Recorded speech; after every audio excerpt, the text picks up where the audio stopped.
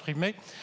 L'amendement proposé vise également à écarter du scrutin de liste les communes de moins de 500 habitants.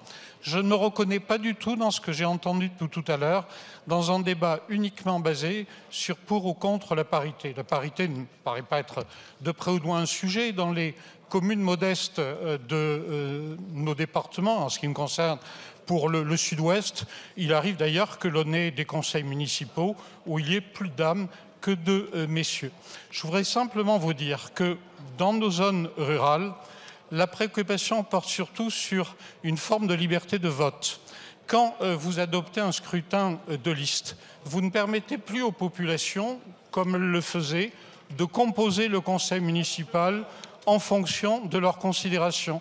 Et je vous assure, nos collègues sur le terrain ne comprendront pas vraiment cette approche.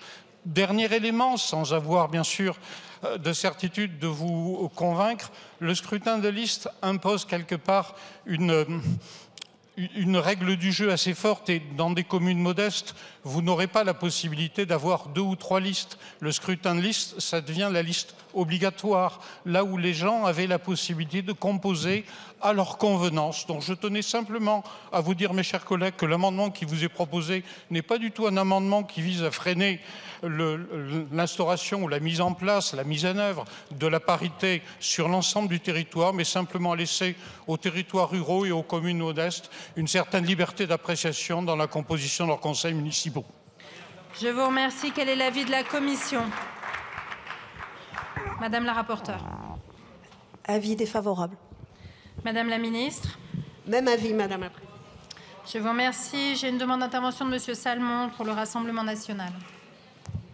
Oui, Madame la Présidente, Madame la Ministre, Madame la rapporteure, j'ai bien aimé l'argument que Monsieur Bonnecarrère vient de dire quand il a dit qu'il y a aussi des communes où, dans certains conseils municipaux, il y a plus de femmes que d'hommes, parce que ce qu'on oublie, c'est personne ne remet en cause qu'il y a bien évidemment, comme dans la population mondiale, 51% de femmes, dans la population française, à peu près 51% de femmes, dans la ruralité, 51% de femmes, ça personne ne remet en cause, mais on s'approche de ce taux de 51%, plus les communes sont grandes.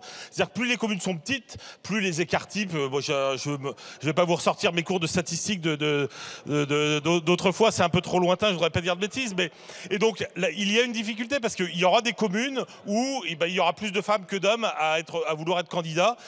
Ça sera pas fréquent, mais il y en aura. Il y aura des communes où il y aura plus d'hommes que de femmes. Et le problème de cette contrainte sur la parité, c'est que ça crée de la difficulté là où il y a des problèmes. Je vous remercie, monsieur le député. Je vais mettre aux voix cet amendement, le numéro 67, donc qui a fait l'objet d'un double avis défavorable de la Commission et du Gouvernement. Le scrutin est ouvert. Le scrutin est clos. Votant 241, exprimé 239, majorité 120 pour, 104 contre, 135. L'Assemblée nationale n'a pas adopté. L'amendement